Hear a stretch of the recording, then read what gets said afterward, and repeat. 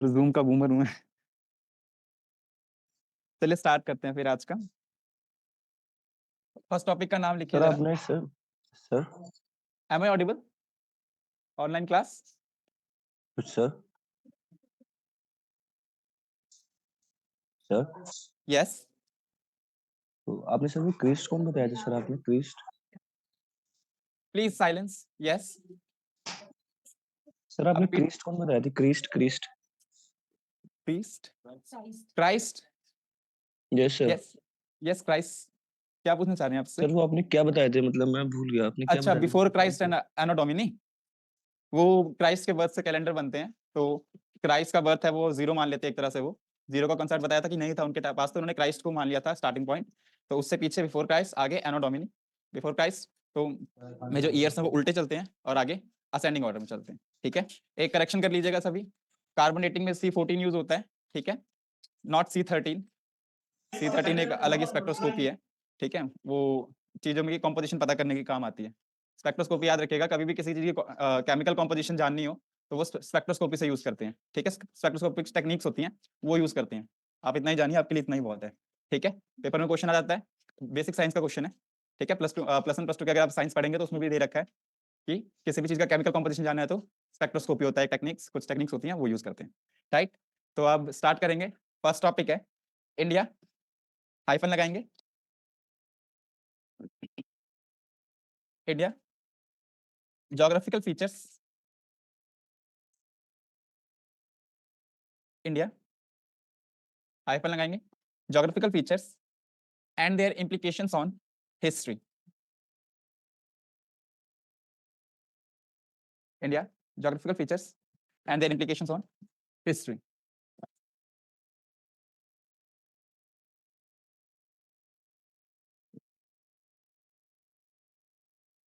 लिख लिया? चलिए, इंडिया का कोई लोकेशन बताएगा? लोकेशन कैसे मार्क करते हैं किसी भी चीज की, किसी भी ज्योग्राफी की? Latitudes and longitudes. Right, latitude कौन सी लाइन होती हैं? जो हॉरिजॉन्टल होती हैं, और लॉन्गिट्यूड वर्टिकल होती हैं। इंडिया का क्या है? लैटिट्यूड क्या है इंडिया का?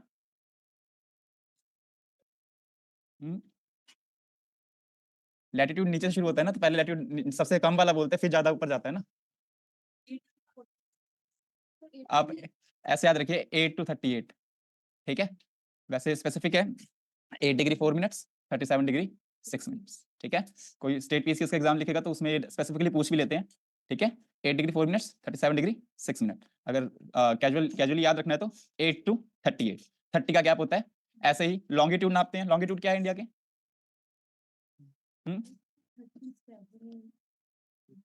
37 degree something to 98 degree something, sorry 97 degree something. ठीक है, ये भी कैसे याद रखेंगे? 68 to 90। क्लियर?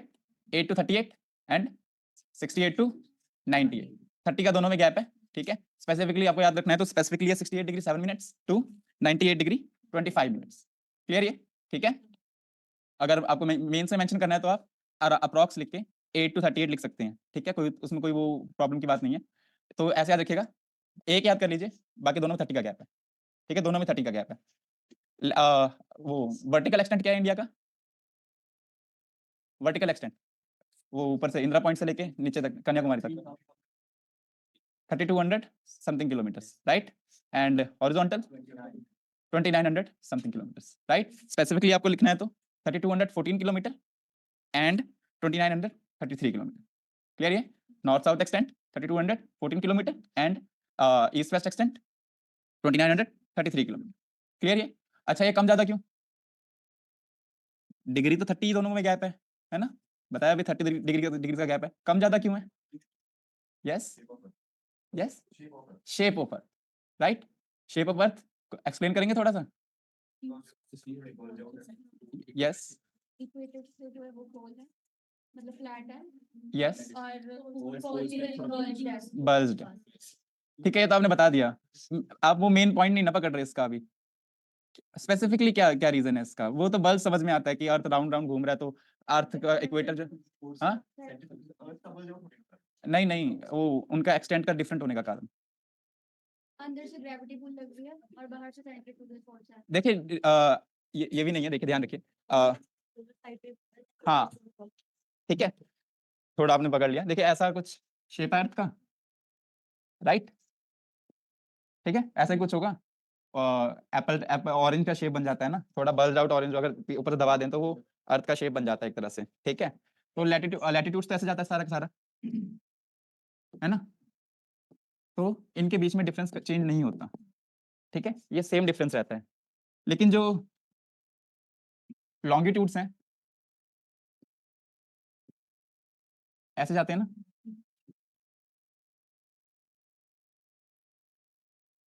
तो जैसे जैसे आप ऊपर जाते रहते हैं तो ये डिस्टेंस कम होता जाता है, राइट।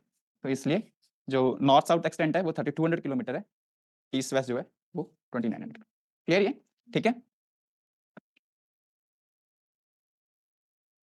जो हॉरिजॉन्टल लाइंस अभी बताई, लैटिट्यूड्स, एंड वर्टिकल लाइंस हो गई लॉन्गिट्यूड।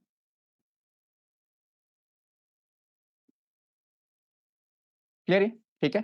बाकी अर्थ का टिल्ट भी है एक, पता होगा आपको, है ना, टिल्ट, अर्थ जो है ऐसे टिल्टेड है कुछ, किस एक्सिस पे रिवॉल्व करती है, ठीक है, 66.5 है, एक्सियल समथिंग वो देख लेना आप, स्पेसिफिक क्या है उसका, 66.5 और 23 डिग्री समथिंग है, हाफ है, ठीक है। एक्सियल और वर्टिकल ऐसे नाप लेते हैं, ठीक है, ये क्लियर ये, ठीक है। इंडिया का ये, अब हमने क्या स्टार्ट करना था, India geographic features and their implications और हिस्ट्री। देखिए जरा कुछ एक टर्म्स ध्यान रखिएगा, ये आपका इंडिया आ गया, क्लियर, ठीक है। अब देखिए इसमें कुछ एक जो प्लेन्स वगैरह हैं इनके नाम रखे हुए हैं, ठीक है, जैसे यहाँ पंजाब में इधर आ जाता है, इसको कहते हैं हम Malwa plains, not plateau, oh sorry, हाँ प्लेन्स, राइट, पंजाब में कितना आता है, मालवा प्लेन्स, ठीक है। इधर विंध्या माउंटेन आ जाते हैं, इसके नीचे आता है मालवा प्लेटू,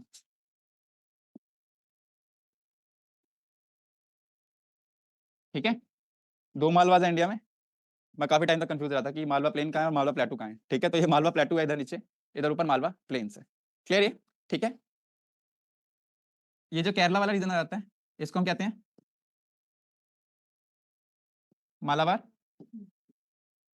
कोस्ट, राइट, इसके साथ में एक माउंटेन रेंज लगती है पैरेलल जाती है, इसको हम क्या कहते हैं, वेस्टर्न घाट्स, राइट। इसके बिल्कुल ही साथ लगती हुई आ जाती है, क्या रीजन कहते हैं इसको, कोरोमंडल कोस्ट,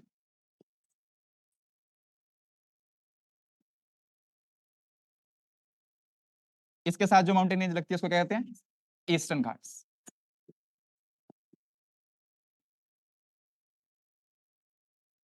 राइट। ये क्लियर है सबको यहाँ तक, ठीक है।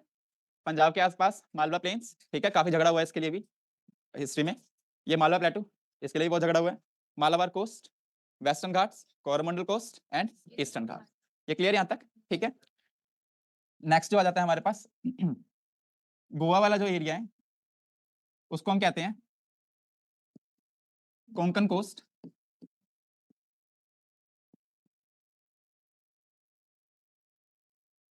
ठीक है, गोवा वाला एरिया जो है उसको कहते हैं कोंकण कोस्ट, क्लियर। और जो कर्नाटका वाला एरिया है उसको हम कहते हैं कनारा कोस्ट,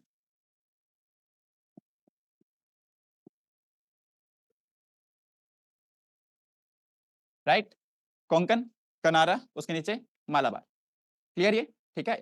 नॉर्थ साउथ वो आपको लगाने के लिए आ जाएगा, तो कोंकण, फिर कनारा और फिर मालाबार, क्लियर ये। इधर ईस्टर्न घाट्स, कोरोमंडल कोस्ट, ठीक है। अब जो ये रीजन है पूरा यहाँ से नीचे का, इसको हम कहते हैं कैरेनेटिक region,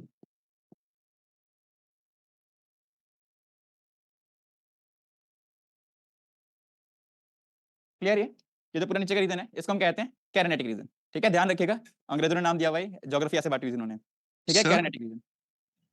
next Carnatic sir region आया, यस, सर ये जो आपने सर्कल बनाया ये कैरेनेटिक रीजन है पूरा सर्कल।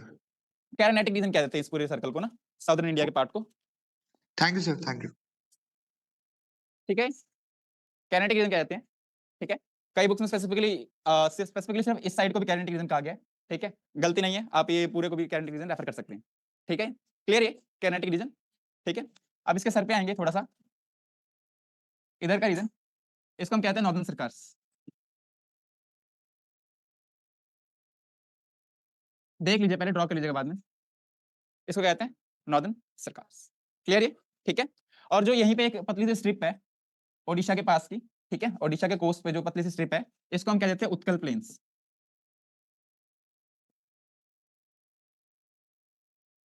है ना नेशनल एंथम में Utkal something, sorry Utkal plains, ठीक है, उत्कल प्लेन्स। ये क्लियर?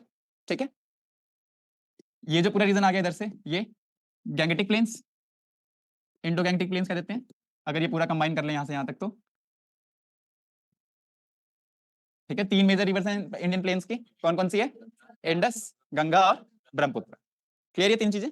ठीक है। तो ज्योग्राफी थोड़ी क्लियर हुई इसमें से? ठीक है, बना लीजिए, देख लीजिए ध्यान से, अच्छे से अपनी कॉपी में शार्प तरीके से बना लीजिए थोड़ा।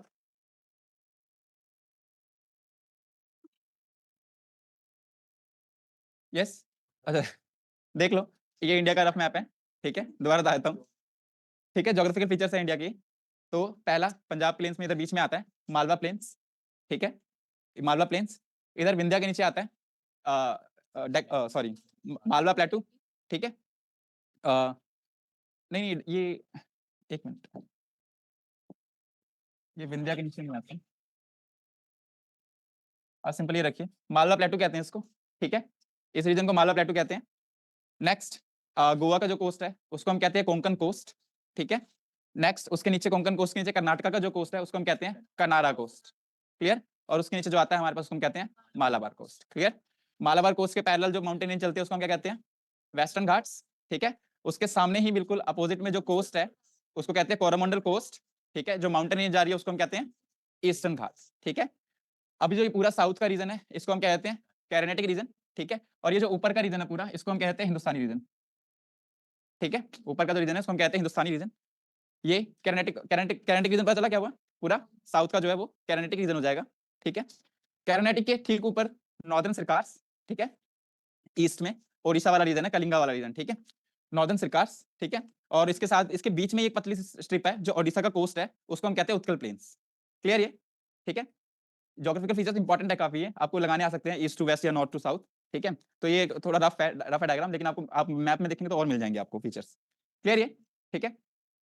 इसके सबसे ऊपर जो है वो गैंगेटिक प्लेन्स, आपको बताया गया अभी 3 मेजर रिवर्स कौन कौन सी गैंगेटिक प्लेन्स की?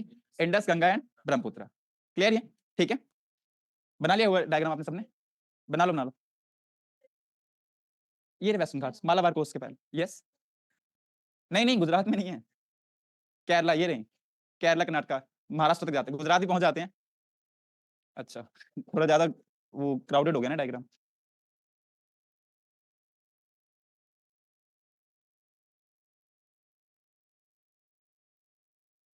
Excuse me, sir. Yes, So where is Utkal Plains lies? Utkal plains Odisha का जो एक ओडिशा कोस्ट है जो उसकी पतली सी स्ट्रिप को उत्कल प्लेन्स कहते हैं।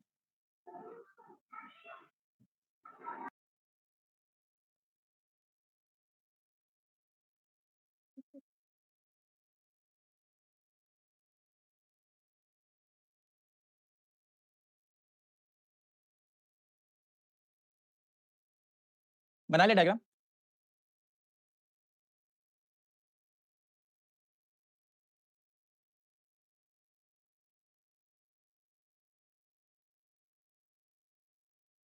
और एक जब भी आप इंडिया का नक्शा बनाते हैं ना तो साथ में अंडमान निकोबार और लक्षद्वीप भी बना लिया कीजिए, ठीक है, वो भी इंडिया का पार्ट है।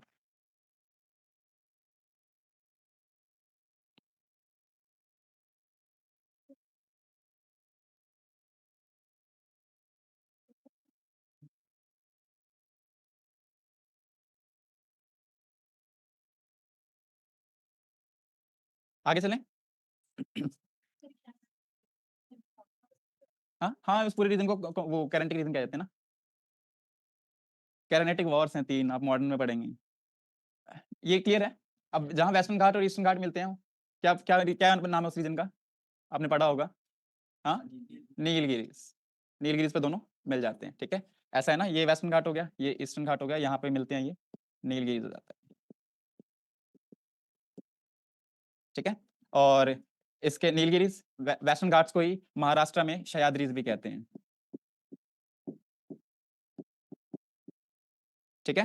वेस्टर्न घाट को ही महाराष्ट्र में सह्याद्रीज भी कहते हैं, सह्याद्रीज के माउंटेन सुनोगे आपने, है ना।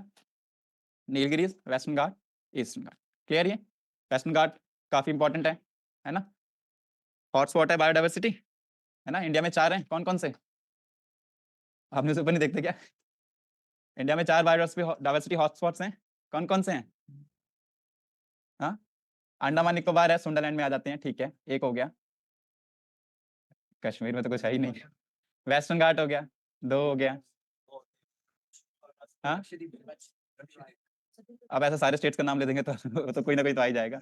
चलिए देख के आइएगा आप, ठीक है? तो हाँ हिमालयस। हाँ, हिमालयाज हो गया एक, ठीक है। चलिए देख के आइएगा, कुछ काम खुद भी कीजिए, ठीक है? ये ज्योग्राफी पता चली सबको? चलिए लिखेंगे आप थोड़ा।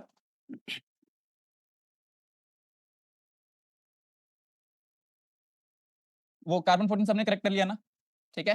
किसी ने नहीं क्या कर लीजिए, कहीं आप बाद में पेपर में लगा के आओ और मुझे कहो कि उसने तो C13 बोला था, हमने गलत कर दिया, ठीक है? करेक्ट कर लीजिएगा। कार्बन डेटिंग का लिखवाया था, उसमें कार्बन 14 यूज होता है, ठीक है? C13 की जगह। Okay, C12 and C14 use होता है, राइट? यस C14 यूज होता है, C14 ही रेडियो एक्टिव होता है। Okay okay. यस, ठीक है। देखिए रिपीट कर दे रहा हूँ एक बार दोबारा से, स्टार्टिंग से देख लीजिए, जरा ध्यान से सुन लीजिए, इंटरनलाइज कर लीजिए इन चीजों को, आप आंसर में सीधा भी यूज करेंगे इनको, ठीक है? कभी आपको ज्योग्राफिक रीजन पे क्वेश्चन आएगा, डाइवर्सिटी बतानी है आपको ज्योग्राफिक रीजन की, तो आप ऐसे बताएंगे तो ज्यादा बेटर होगा, ना कि आप ऐसे बताएंगे कि हरियाणा रीजन में ये होता है, दिल्ली में ये होता है, मुंबई में ये होता है। इससे बेटर आप बताएंगे कि मालवा प्लेन्स में ऐसा होता है, मालवा प्लेटू में ऐसा होता है, ठीक है? मालवा प्लेन्स कहाँ पे है? पंजाब के पास आगे, नॉर्थ इंडियन। अगर आप मालवा प्लेन्स की फीचर्स की बात कर रहे हैं तो आप एक तरह से नॉर्थ इंडिया के प्लेन्स की फीचर्स की बात कर रहे हैं, ठीक है? कॉन्टिन्यूस है ना? और उसके बाद आप बताएंगे, उसके बाद आप डाउन साउथ आना शुरू करेंगे, उसके बाद आप बताएंगे मालवा प्लेटू के बारे में, राइट? मालवा प्लेटू मध्य प्रदेश रीजन में आ जाता है, ठीक है? नेक्स्ट आप कोस्ट पे आएंगे, गोवा का कोस्ट को क्या बताया मैंने अभी? कोंकण कोस्ट, ठीक है? फिर और साउथ आएंगे, कौन सा कोस्ट लगेगा? कनारा कोस्ट, ठीक है? उससे नीचे आएंगे तो मालाबार कोस्ट, ठीक है? पैरेलल जो इसके माउंटेन जाती है उसको क्या कहते हैं? वेस्टर्न घाट्स। उसके अपोजिट में कौन सा कोस्ट आ जाता है? कोरोमंडल कोस्ट। और माउंटेन रेंज कौन सी आ जाती है? Eastern Ghats, right? दोनों मिलते कहाँ पे हैं? नीलगिरीज पे, ठीक है? दोबारा से अब जाना शुरू करेंगे ईस्ट साइड में, नॉर्दर्न सिरकार्स, ठीक है? पूरा छत्तीसगढ़ उड़ीसा का रीजन आ जाता है इसके अंदर, राइट? और उसके अंदर पतली सी स्ट्रिप कोस्ट की Utkal plains, right? Utkal plains. और जो पूरा साउथ का रीजन उसको हम क्या कहते हैं? कैरानेटिक रीजन, राइट? और जो पूरा नॉर्थ का रीजन उसको हम क्या कहते हैं? हिंदुस्तान रीजन। क्लियर ये, ठीक है? आप जब आंसर लिखना शुरू करेंगे तो आप बेटर स्टार्ट करेंगे कैसे? पहले ब्रॉड एरियाज में आएंगे कि हिंदुस्तान रीजन, कैरानेटिक रीजन, दो आपको रीजन मिल गए, ठीक है? उसके बाद आप हिंदुस्तान रीजन के जो स्पेसिफिक्स हैं वो बताने लगेंगे, ठीक है? क्या क्या, जैसे मालवा प्लेन्स हो गया, ठीक है? माउंटेन रेंजेस जो होंगी हिंदुस्तान रीजन में, राइट? इसके बारे में बताएंगे, शिवालिक्स आ जाती हैं, ठीक है? हिमालयाज हो जाते हैं, उसके बाद नीचे शिवालिक्स हो जाती हैं, रिवर्स आ जाती हैं, जो लेक्स हैं इसके अंदर, आप ऐसे बताएंगे। फिर आप साउथ में आएंगे, फिर उसके बाद साउथ में आएंगे कैरानेटिक प्लेन्स, कैरानेटिक रीजन में आएंगे, आप इनके बारे में बताएंगे, कोस्ट कैसे हैं, पहले कोस्ट की लाइन, क्या कोस्ट लाइन कितनी लंबी है इंडिया की? 7500 किलोमीटर, राइट? स्पेसिफिक 7516 है, ठीक है? एक बार पेपर में पूछ लिया था उन्होंने, तो डेसिमल्स में भी स्पेसिफिक पूछ लिया था। आप 1700 याद रखिए सिर्फ पेपर के लिए, ठीक है? जब भी आप ऐसे स्पेसिफिक जब भी आप डेटा की बात करेंगे तो आप साथ में अप्रॉक्स लिख दीजिएगा, चाहे आपको स्पेसिफिक पता है नहीं पता है, ठीक है? क्योंकि कई बार हमें विश्वास होता है कि हमारा डेटा ठीक है, पर नहीं होता, ठीक है? ये क्लियर हुआ, ठीक है? राइट? अच्छा, ये जो नीचे वी बना हुआ है इसको पेनिनसुलर इंडिया कहते हैं, क्यों कहते हैं? हाँ, 3 तरफ वाटर से घिरेगा तो पेनिनसुला होता है, राइट? और कोई पेनिनसुला बताएंगे आप? कोरियन पेनिनसुला, राइट, है ना? वो ऐसा कुछ है यहाँ पे नक्शे पे, राइट? पेनिनसुला अगर चारों तरफ वाटर से घिरा हुआ हो तो आइलैंड। क्लियर ये, ठीक है? कुछ एक और थोड़ी बहुत ज्योग्राफिक की स्पेसिफिक टर्म्स बता दूं आपको, हिस्ट्री में यूज होती हैं, ठीक है? ये इंडस रिवर आई, ठीक है? इसकी ये 5 रिवर्स आ जाएंगी, ऐसा कुछ है, ठीक है? 5 रिवर्स आ गई, ठीक है? जब रिवर्स की स्ट्रीम किसी और रिवर में जाके मिले तो जो रिवर, जिस रिवर की स्ट्रीम मिल रही है दूसरी रिवर में जाके, उसको हम क्या कहते हैं? Tributary, right? अगर एक ये रिवर जा रही है, यहाँ से एक रिवर आके इसमें मिल गई तो ये क्या हो जाएगी? इसकी ट्रिब्यूट। क्लियर? जो ये स्ट्रीम है इसको हम क्या कहेंगे? हाँ, मेन स्ट्रीम या मास्टर स्ट्रीम कहते हैं। क्लियर ये, ठीक है? ये क्लियर है ट्रिब्यूटरी स्ट्रीम का? नेक्स्ट, जो ये लैंड एरिया है बीच में रिवर्स के, इसको क्या कहते हैं? ट्रिब्यूटरी, उसके बाद दूसरा टर्म क्या बताया आपने? Master stream. Okay, master stream, right? इसको क्या कहते हैं? Doab. Land between 2 reverse is called Doab, ठीक है? जैसे रावी और चिनाब बनाती है रचना दोआब, ठीक है? और ऐसे ही और भी एक झेलम और चेनाब बनाती है, छज दोआब, राइट, झेलम चेनाब छज दोआब, और ये ब्यास और समथिंग क्या बताया था अभी मैंने, सतलुज, ठीक है, रचना दोआब, नहीं ब्यास और चेनाब, सॉरी रावी और चेनाब, क्लियर ये, ठीक है, ये याद ज्योग्राफी की टर्म्स है, ये याद कर लीजिएगा उसमें। दोआब समझ में आया, ठीक है, दो इंपॉर्टेंट दोआब है हिस्ट्री में इंडिया में, कौन कौन से, एक गंगा यमुना दोआब, ठीक है, गंगा यमुना दोआब, और दूसरा है रायचूर दोआब, ठीक है, रायचूर दोआब कृष्णा और तुंगभद्रा बनाती है, ठीक है, कृष्णा और तुंगभद्रा दोनों ही काफी वेल कॉन्टेस्टेड जोन्स रहे हैं, और इन्होंने ही हमारी हिस्ट्री का कोर्स भी चेंज किया है, राइट। वैदिक एज शुरू हुई थी हमारी गंगा यमुना दोआब में, ठीक है, और डाउन साउथ में जो झगड़ा चल रहा था वो चल रहा था रायचूर दोआब का। पूरी हिस्ट्री इन दोनों के कंट्रोल के लिए लिखी गई, वो पूरी हिस्ट्री कंडक्ट इसलिए हुई है क्योंकि इन दोनों का कंट्रोल चाहिए लोगों को, क्लियर। कंट्रोल क्यों चाहिए होता है, क्या होता है दोआब का, फीचर्स क्या क्या है दोआब के, फर्टाइल लैंड होता है ना, फर्टाइल लैंड, फॉरेस्ट होते हैं आसपास, है ना, नदियों किनारे फॉरेस्ट होते हैं ना, टिम्बर मिल जाता है, मिनरल मिल जाते हैं, फूड मिल जाता है, फॉरेस्ट है तो सब कुछ ही मिल जाता है ना वहाँ पे, राइट। दोआब क्लियर हुए, ठीक है, yes. Raichur Doab, Tungabhadra and Krishna. Sir एक बार रिपीट कर दीजिए। दोआब, दो रिवर्स जहाँ मिलेंगी दोआब होते हैं, ठीक है, दोआब होते हैं, रचना छज अभी आपको बताया, ठीक है, रचना छज रिवर्स के इनके मिलने से ही बनता है बीच में, ठीक है। नेक्स्ट गंगा यमुना दोआब है, ठीक है, ये काफी इंपॉर्टेंट दोआब है, गंगा पूरा नॉर्थ इंडियन प्लेन से नाते गंगा यमुना दोआब। गंगा और यमुना कहाँ पे मिलती हैं, इलाहाबाद में, वही प्रयागराज, ठीक है, प्रयागराज में जगह का नाम क्या है, संगम, हाँ संगम, ठीक है, गंगा यमुना। वैसे सरस्वती भी एक नदी थी, गायब हो गई बेचारी, ठीक है, पुरानी कहानी है कि इन तीनों को वो कर्ज मिला हुआ था, तो सरस्वती का टाइम पूरा हो गया, चली गई, ये दो रह गई हैं, ये दो भी जाने वाली हैं धीरे धीरे ठीक है, चली जाएंगी तो फिर नॉर्थ इंडिया पूरा डेजर्ट बन जाएगा। चलिए वो काफी बाद की बात है, वो आने वाले लोग सोचेंगे, क्लियर ये, ठीक है। तो गंगा यमुना दोआब, ठीक है, इंपॉर्टेंट। वैदिक काल यहीं पे शुरू हुआ, यहीं पे मगध भी बनेगा, ठीक है, यहीं पे मौर्यंस भी आएंगे, यहीं पे सब कुछ होगा, जो भी पूरा ग्रेट एम्पायर बनेगा पूरा पूरा गंगा यमुना दोआब की वजह से बनेगा। जो गंगा यमुना दोआब का कंट्रोल करता है वो पूरे इंडिया का भी कंट्रोल करता है एक तरह से। मुगल से दिल्ली में बैठे थे, डेक्कन सल्तनत भी दिल्ली में बैठी थी, गंगा यमुना दोआब में ही है वो पूरे इंडिया को कंट्रोल कर रही थी। डाउन साउथ में रायचूर दोआब है, कृष्णा तुंगभद्रा, ठीक है, जो उसको कंट्रोल करता है वो पूरा साउथ कंट्रोल करता है, ठीक है। विजयनगर ने कंट्रोल किया था, विजयनगर पूरा साउथ डोमिनेट करता था, क्लियर ये सब कुछ, ठीक है। स्टेट का कॉन्सेप्ट पता है आपको, स्टेट्स क्या होती हैं, स्टेट्स क्या होती हैं, स्टेट्स कोई एक जना बोलिए two large land bodies narrow strip of water, clear, ये स्टेट होता है। इस्थमस क्या होता है, हाँ, दो बड़ी वाटर बॉडीज को नैरो स्ट्रिप ऑफ लैंड से बीच से निकल जाए, ठीक है, चेंज इंटर वो है अपोजिट्स हैं, ठीक है, मेंस में सवाल आया था इस्थमस, इनका यूज कैसे करते हैं, ठीक है। आयरॉनिकली मैंने अटेम्प्ट लिखा था और मैंने इस्थमस में यही लिखा था, फिर मैंने काट के चेंज करके गलत लिख दिया ठीक है, तो मेंस का सवाल भी गलत जाता है, ध्यान रखिएगा इन चीजों से, कॉन्सेप्ट से, क्लियर ये, ठीक है। स्ट्रेट्स, इस्थमस, दोआब्स, ठीक है। माउंटेन पासेस पता होंगे, क्या होते हैं माउंटेन पासेस,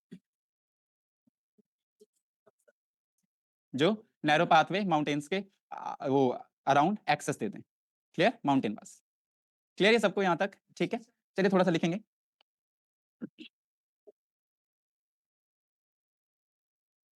स्टार्ट कीजिए।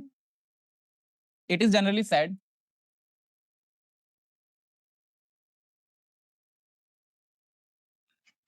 Sir sir Yes. Heading sir कुछ टॉपिक ऐसा क्या है sir? India hyphen geographical features, India hyphen geographical features and their implications on history, India hyphen geographical features and their implications on history, clear। चलिए लिखेंगे, it is generally said that history has two eyes, it is generally said that history has two eyes, one is chronology,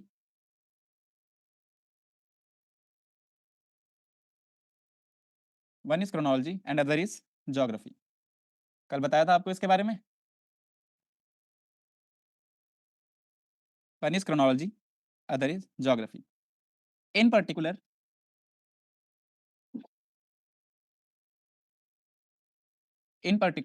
a country's geography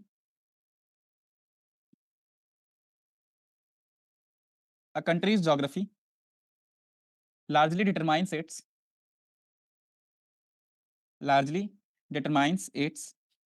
historical events. In particular, a country's geography largely determines its historical events. Clear? Next, the Indian subcontinent. The Indian subcontinent. ये running में लिख लीजिए, points में लिखने की जरूरत नहीं है, ये एक तरह का इंट्रोडक्शन है. The Indian subcontinent is a well-defined geographical unit.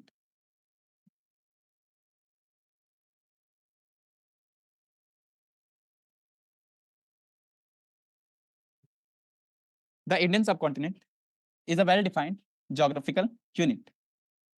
It may be divided into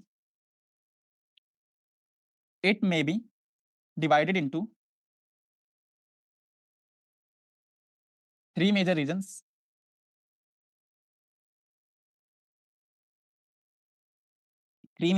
With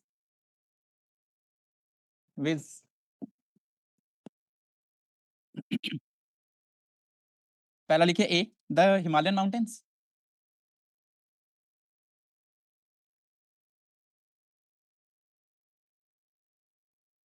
B, the Indo-Gangetic plains.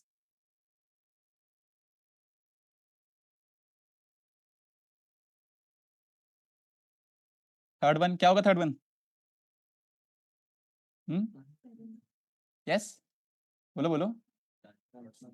Southern peninsula. कैलमेटिक reason ठीक है, साउदर्न पेनिनसुला. देखो डरा मत करा करो, गलत भी बोल दिया करो, कोई इशू नहीं है, तभी करेक्ट होंगे आप, राइट. और बेटर यही होता है कि आप गलत कर दें, उसके बाद आपको चीजें याद रहती हैं. ठीक है, 10,000 तभी अटेम्प्ट कर लिया कीजिए. क्वेश्चन कोई भी मिले आप बता दिया कीजिए, जो भी आपको आता है हम करेक्ट कर देंगे. चलिए 10,000 पेनिनसुला लिख लिया सबने? क्लियर? ये 3 ज्योग्राफिकल रीजन्स, एक Himalayan mountains, Indo Gangetic plains, the southern peninsula. Clear? ये हिमालयन माउंटेन्स कैसे जाते हैं? यहाँ पामीर से शुरू होते हैं, पामीर नॉर्थ से, है ना, ये डायरेक्शन आती है, नॉर्थ ईस्ट में ऐसे जाते हैं, ठीक है, और फिर सीधा आ जाते हैं. ठीक है, ये अराकान में आ जाते हैं. अराकान माउंटेन म्यांमार में है, ये पामीर. क्लियर? ये डायरेक्शन है इनकी. ठीक है, पेपर में आ जाती हैं, कैसे कैसे डायरेक्शन जाती हैं, तो बना लीजिएगा, उस पर मैप पे ही बना लीजिएगा ये. ठीक है. अच्छा, इसमें सब कॉन्टिनेंट लिखा है. सब कॉन्टिनेंट क्यों कहते हैं इंडिया को?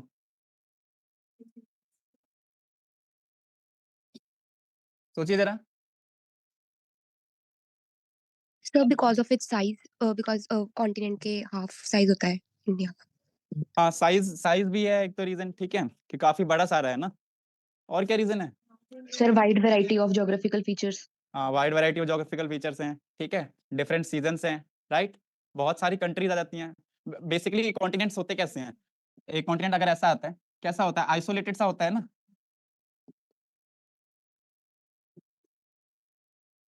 है ना. वो आपने नॉर्थ अमेरिका देखा होगा, ऐसा कुछ होता है ना, आइसोलेटेड सा फीचर है ना, बिल्कुल, है ना. तो एक कॉन्टिनेंट बन जाता है ना. कौन कौन सी कंट्रीज आती है नॉर्थ अमेरिका में? यूएसए और क्या, मैक्सिको आ जाता है. ठीक है, ये 3 मेन कंट्रीज हैं नॉर्थ अमेरिका की. आइसोलेटेड सा है, इंडिया भी आइसोलेटेड सा है ना. देखिए यहाँ से माउंटेन, ये हिमालय आ गया, है ना, नीचे पानी लग जाता है, समंदर लग जाता है, राइट. इधर से ये पूरा बंद ही रहता है एक तरह से, हिमालय ही कवर कर रखते हैं. आना ही बहुत टफ है यहाँ से. वो जब तक अलेक्जेंडर नहीं आया यहाँ से घुस के, पासिस का पता चला हमको, तब तक कोई आता ही नहीं था यहाँ पे. ठीक है, तभी तो इंडिया को लैंड ऑफ मिस्टिसिज्म कहते हैं, है ना, मिस्टिक फीचर्स. तभी वहाँ पे बुक्स लिखी जाती थी कि इंडिया बहुत ही खतरनाक जगह है, पहुंच ही नहीं सकते, क्योंकि पानी से जा नहीं पा रहे थे, पहाड़ों से निकल नहीं पाते थे, है ना, ठंड होती है बहुत ज्यादा. क्लियर? सब कॉन्टिनेंट पेपर में क्वेश्चन आ जाता है ये. ठीक है, डाइवर्सिटी की वजह से सब कॉन्टिनेंट कहते हैं इसको. ठीक है, डाइवर्सिटी बहुत ज्यादा है, जोग्राफिक डाइवर्सिटी बहुत ज्यादा है. तो डाइवर्सिटी के क्या क्या कॉम्पोनेंट्स होते हैं? जोग्राफिक डाइवर्सिटी आ जाएगी, है ना, रेशियल डाइवर्सिटी आ जाएगी, है ना. फेयर है, ऊपर नॉर्थ में फेयर है लोग, डाउन साउथ में थोड़ा डार्क हो जाते हैं, है ना. फेशियल फीचर्स चेंज हो जाता है. ठीक है, डाउन साउथ में थोड़ा थोड़ा अफ्रीकन फीचर्स आ जाते हैं, नेग्रिटोज वाले. ठीक है, अब थोड़ा यूरोपियन फीचर आ जाते हैं, है ना. अगर हमारे भी बाल ब्लॉन्ड होते तो हम भी यूरोपियन लगते हैं ना एक तरह से, है ना. तो ये क्लियर है सबको? ठीक है, सब कॉन्टिनेंट क्यों कहते हैं? ये सब अभी जो क्लास में ये कहने सुनने की बातें हैं, आप इस पे थोड़ा जाके वो रीड कीजिएगा. और ठीक है, ज्योग्राफी का पार्ट है वैसे, पर जीएस1 में ज्योग्राफी है वैसे भी. ठीक है, तो आपको वो रिलेट करना पड़ेगा कि हिस्ट्री से कैसे रिलेट करेंगे और उसको सोसाइटी से कैसे रिलेट करेंगे. ठीक है, लिंग्विस्टिक डाइवर्सिटी की बात करेंगे. ठीक है, ये सोसाइटी से रिलेट हो जाता है. रिलीजियस डाइवर्सिटी की बात करेंगे, वो भी सोसाइटी से रिलेट हो जाता है. क्लियर ये, ठीक है। हाँ सब कॉन्टिनेंट पे जो सब कॉन्टिनेंट है ना, क्या कहते हैं, बहुत सारी मिक्सर होता है एक चीज़ों का, यूनिफॉर्म होता है, कंट्री बन जाती है ना। आप कंट्री और कॉन्टिनेंट में डिफरेंस कैसे करेंगे? कंट्री कंट्री क्या होता है, यूनिफॉर्म सिस्टम होता है, राइट? यूनिफॉर्म सिस्टम वो कंट्री होगी ना, लेकिन डाइवर्स सिस्टम होंगे तो कॉन्टिनेंट बन जाएगा ना। आप देखिए अगर एक कॉन्टिनेंट देखें कि नॉर्थ में कनाडा, यूएसए और मैक्सिको, तीनों का सिस्टम अलग है ना, तभी वो कॉन्टिनेंट बन के आता है ना। अगर तीनों का सिस्टम एक होता तो पूरा एक कंट्री कह सकते हैं ना उसको। वैसे आप उसको लैंड मास के एक्सटेंट पे भी कह सकते हैं उसको कॉन्टिनेंट। क्लियर ये 7 लार्जेस्ट लैंड मास है, ठीक है। बाकी ये भी एक रीजन है कि इंडिया जो था एशिया से पहले अलग था बिल्कुल ही, ठीक है, फ्लोट करता हुआ अफ्रीका के पास था पहले। तो पहले इंडिया यहाँ पे, अफ्रीका इधर, जैसे ये केरला वाला आप रीजन देखते हैं ना यहाँ से, तो जैसे आप ये केरला वाला रीजन देखते हैं ना यहाँ से, ये यहाँ पे थोड़ा सा ऐसे बल्ज है, यहाँ पे मैडागास्कर था, अफ्रीका के साथ लगता था, और उल्टा था इंडिया उधर नीचे को, ऐसे ऊपर से ऐसे फ्लोट, जैसे कागज फ्लोट करता है ना, वैसे फ्लोट करता हुआ इधर एशिया की तरफ आया और टकरा के हिमालय बना दिया ऐसे। क्लियर है, ठीक है, यहाँ तक क्लियर है सबको? आगे लिखेंगे a the Himalayan mountains, A the Himalayan mountains starting from Pamir in the extreme northwest, starting from Pamir in the extreme northwest, ये सर हम हिमालयन माउंटेन्स का एक्सप्लेन कर रहे हैं। हाँ जी हाँ जी, starting from Pamir in the extreme northwest, it extends towards northeast, it extends towards northeast, Sir, in extreme. extreme northwest, it extends towards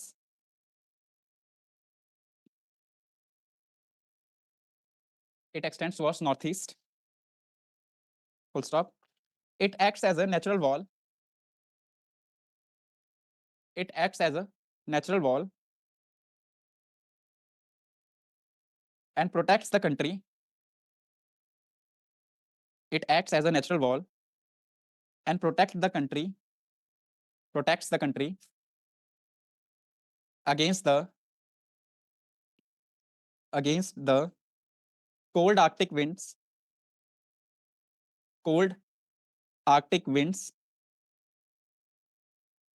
blowing through Siberia,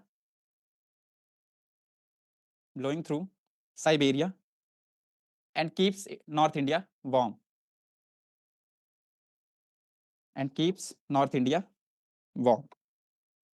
clear ये, ठीक है। साइबेरिया अर्थ की सबसे ठंडी जगहों में से एक है। सबसे कोल्डेस्ट जगह कौन सी है अर्थ पे? हाँ नहीं सर यार, रशिया में है सर याकुत्स्क।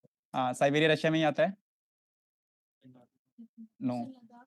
अरे नहीं नहीं, लद्दाख में लोग रहते हैं। सर याकुत्स्क करके शहर है सर एक। वाल्दिवोस्तोक याकुटी। है, ठीक है, ठीक है, रशिया में है वाल्दिवोस्तोक, ठीक है, लिख लीजिए साइड में, लिख लिया कि फैक्टर्स होते हैं ऊपर, ठीक है, पता नहीं कब पेपर में कौन सा क्वेश्चन आ जाए। वाल्दिवोस्तोक जगह है, ठीक है, VALDI VALDI वाल्दिवोस्तोक, क्लियर ये, ठीक है। अगर ये हिमालयाज नहीं होते तो नॉर्थ इंडिया में मानसून की बारिश भी नहीं होती, और यहाँ पे बर्फ भी पड़ती होती है ना। पोलर वो सब पोलर रीजन में उसमें आता है ना, टेम्परेट रीजन में आता है ना नॉर्थ, है ना। आप बनाएंगे नक्शा तो उसमें जब लैटिट्यूड्स में आते हैं तो टेम्परेट रीजन में आता है पंजाब का एरिया, ठीक है। तो यहाँ पे सब वो भी आते हैं, एक्स्ट्रा ट्रॉपिकल साइक्लोन्स भी आते हैं, विंटर रेनफॉल होती है ना यहाँ पे कभी, तो वो एक्स्ट्रा ट्रॉपिकल साइक्लोन्स होते हैं मिडल ईस्ट से, वो जो साइबेरिया के जो विंड्स हैं वो मेडिटेरियन से घूम के यहाँ आ जाती हैं, क्लियर ये, ठीक है। और ये जो अराकान हिमालयाज हैं, ये नॉर्थ ईस्ट मानसून के काम भी आती हैं, जो आपको पता ही होगा। मानसून विंड्स इस तरह से जाती हैं, इधर साउथ वेस्ट मानसून आता है इंडिया में ना, यहाँ जाती हैं कोरियोलिस फोर्स और अराकान माउंटेन से टकरा के इधर वापस आ जाती है अंदर को, ठीक है। इधर से विंड सारी होती है नॉर्थ वेस्ट, तो ये नॉर्थ ईस्ट मानसून बन जाता है, यहाँ से साउथ वेस्ट मानसून आता है, ठीक है। ये यहाँ पे आके मिलते हैं इस जगह को, नागपुर में, ठीक है। तो बारिश का कारण भी हिमालयाज ही है, मानसून रीजन, ठीक है। होमोजीनियस क्लाइमेट इंडिया का कहते क्या, इंडिया क्लाइमेट क्या कहते हैं? मानसून टाइप, ठीक है। ये इंडिया की यूनिटी का एक प्रतीक है कि इंडिया का जो पूरा क्लाइमेट है, चाहे जितनी मर्जी डाइवर्सिटी हो जाए, लेकिन जो क्लाइमेट पूरा क्या है, मानसून टाइप है, ठीक है। तो ये यूनिटी का एक फीचर है। चलिए आगे लिखिए। It comprises of many important passes, हाँ जी हिमालय वाले में ही है। It comprises of many important passes. Bracket में माउंटेन पास की डेफिनेशन लिख लीजिए। माउंटेन पास की definition, a navigable route, a navigable route through a mountain range, a navigable route through a mountain range। इतनी सिंपल डेफिनेशन आपको लिखनी है, कभी भी आपको मिल जाए, आपको कभी कोई कॉम्प्लेक्स डेफिनेशन मिल जाए तो ट्राई कीजिए आप वो इतनी सिंपल बन जाए, ठीक है। जितना आप रिडक्शनिस्ट रहेंगे डेफिनेशंस के मामले में, जितना कम आप जार्गन्स कम यूज करेंगे उतना बेटर रहता है मेंस के पेपर के लिए। ऑप्शनल में आप जार्गन्स यूज कीजिए भर भर के, लेकिन जीएस के पेपर में जार्गन्स अवॉइड कीजिए। चलिए इंपॉर्टेंट पासेज लिखवा रहे थे, लिखिए पहला खैबर, लिखिए KHYBER, Khyber pass.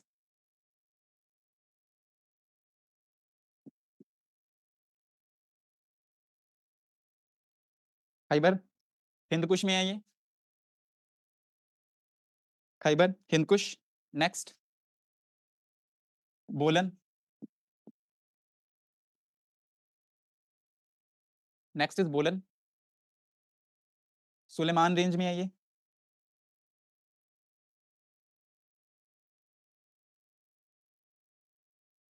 Right. Next is Khurram,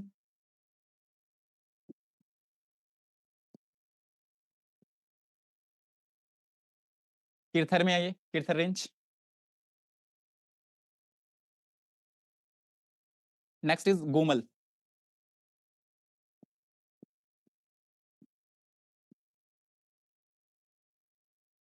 Gomal Karakoram में है। क्लियर, ये चार काफी इंपॉर्टेंट पासेज हैं। आगे लिखेंगे, these facilitated trade, these facilitated trade as well as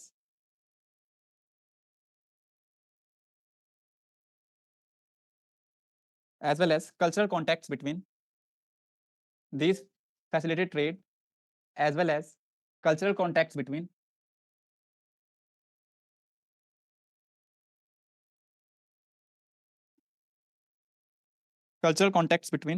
India and Central Asia, India and central Asia. कोई एग्जांपल बताएंगे इंडिया एंड सेंट्रल एशिया के बीच में कल्चरल कांटेक्ट का, काफी बेसिक सा कोई। हम मिठाइयाँ बांटते हैं ना खुशियों के टाइम पे, ईरानियन कल्चर है वो, ईरान से आया था हमारे पास, ठीक है। हम पहले नहीं बांटते होते थे, ठीक है, पहले हम खुशियाँ नहीं बांटते थे किसी के साथ। चलिए लिखिए आगे। हाँ, ईरानियन कल्चर ईरान से आया था हमारे पास। आगे लिखिए, the Indo Aryans, the Indo Aryans comma the Indo Greeks, the Indo Aryans comma the Indo Greeks comma Parthians, PARTHIANS, Parthians comma साकाज comma Kushanas etcetera comma Kushanas, SAKAS। Sir yes, sir एक बार repeat कर देंगे, net connection चला गया था। Indo Aryans, Indo Greeks, Parthians, Shakas and Kushanas etcetera entered India through these passes, entered India through these passes।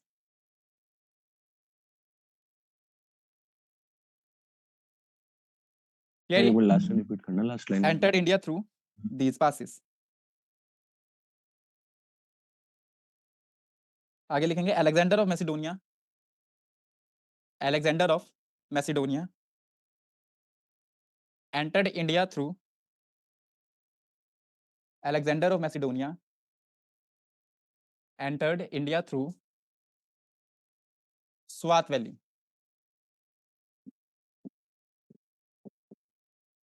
Swat valley Pakistan में है फिलहाल।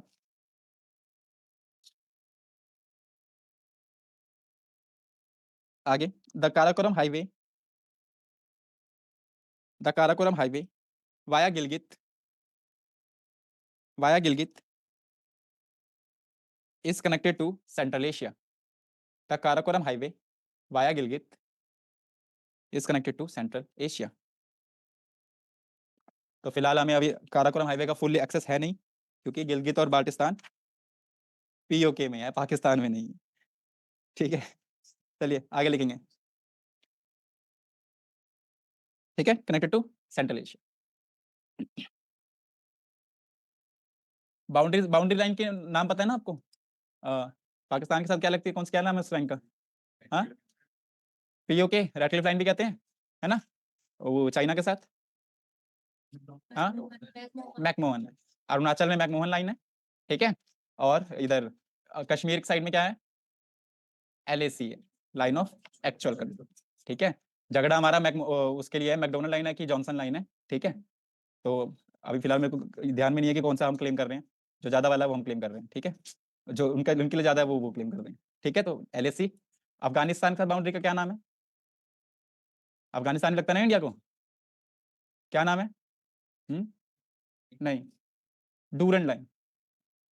Pakistan Afghanistan border का नाम ही डूरंड लाइन है। ठीक है, तो वो बॉर्डर इंडिया तक भी आता है, ऊपर गिलगित बाल्टिस्तान को भी लगता है। क्लियर ये? ठीक है, चलिए नेक्स्ट लिखेंगे। The Indo Gangetic planes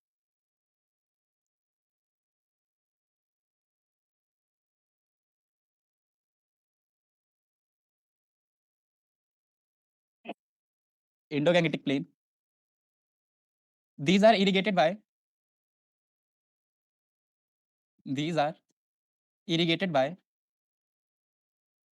three important rivers.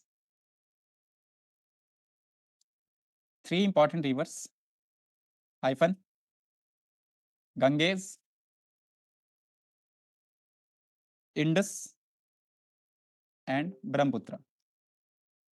Ganges, Indus and Brahmaputra. Clear ये? The Thar Desert and Aravalli Hills. The Thar Desert and Aravalli Hills are situated. The Thar Desert and Aravalli Hills are situated in between the. Sir, could you repeat? The Thar Desert and Aravalli Hills are situated in between the Indus and Gangetic plains. Thar Desert and Aravalli Hills are situated in between the Indus and Gangetic plains. Clear है? Aravalli hills की major reason है कि हमारे पास Thar desert भी है। ठीक है, राजस्थान में डेजर्ट है, अरावली हिल्स रीजन है उसका। क्यों? वो पैरेलल है साउथ वेस्ट मानसून के, राइट, उससे सीधा निकल जाता है वो पूरा ही। ठीक है, ऊपर जाता है, ऊपर जाके फिर पंजाब इधर यूपी और उत्तराखंड वगैरह में बारिश कर देता है जाके उसके बाद। क्लियर ये? दुआ आपको पता ही है, दुआ बता दिया मैंने आपको। आगे लिखिए। The Indo Gangetic plane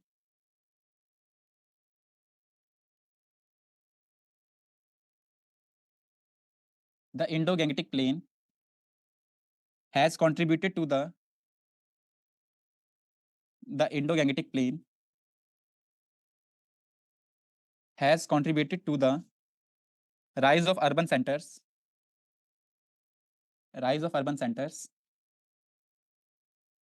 comma, particularly on the river banks,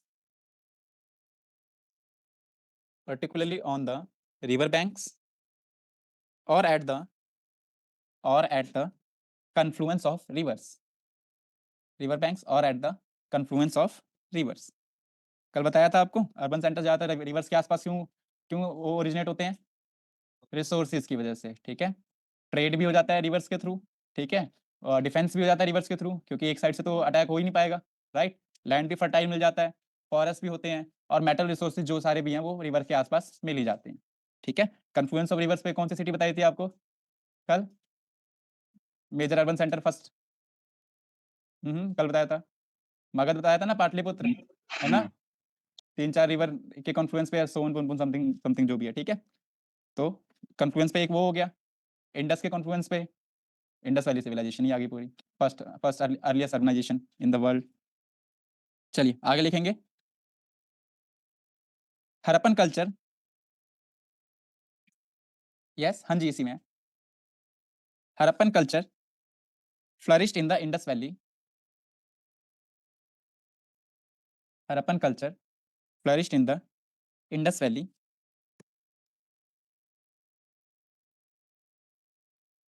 The Vedic culture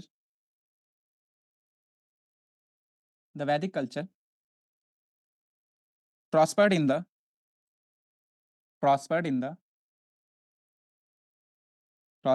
Western Gangetic Plains. Western Gangetic Plain. The city of Patliputra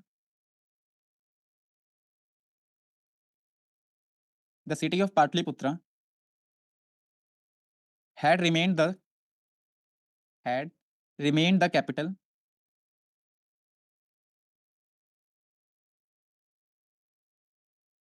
for the Mauryas. Remain the capital. For the Mauryas, Sir, the city of Patliputra had remained the capital for the Mauryas, Shungas,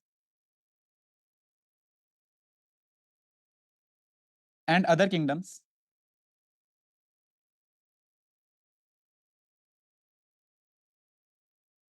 And is located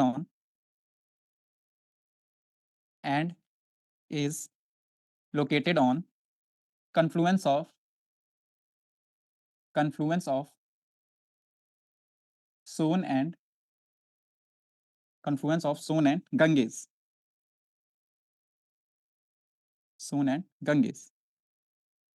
Right? The Ganga Yamuna Doab, SON. Sir Gangesh के बाद full stop है. Yes. The Ganga Yamuna Doab proved to be the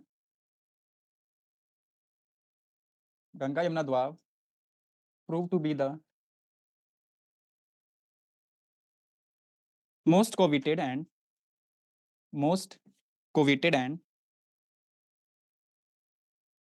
spelling sir. COVETED and contested area as reflected by struggles for claiming Delhi.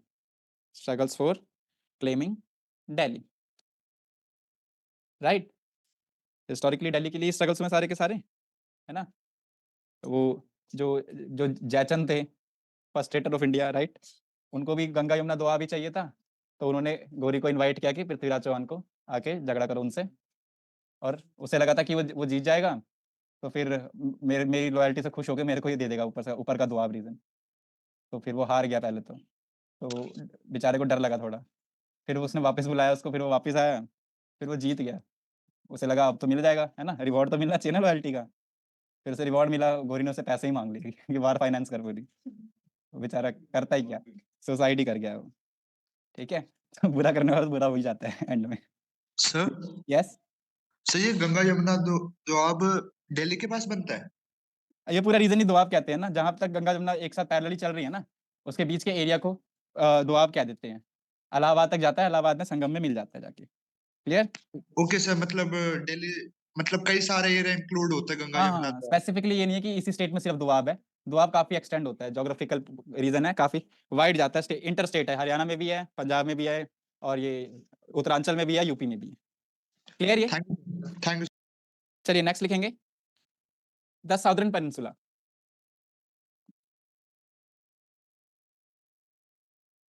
The southern peninsula.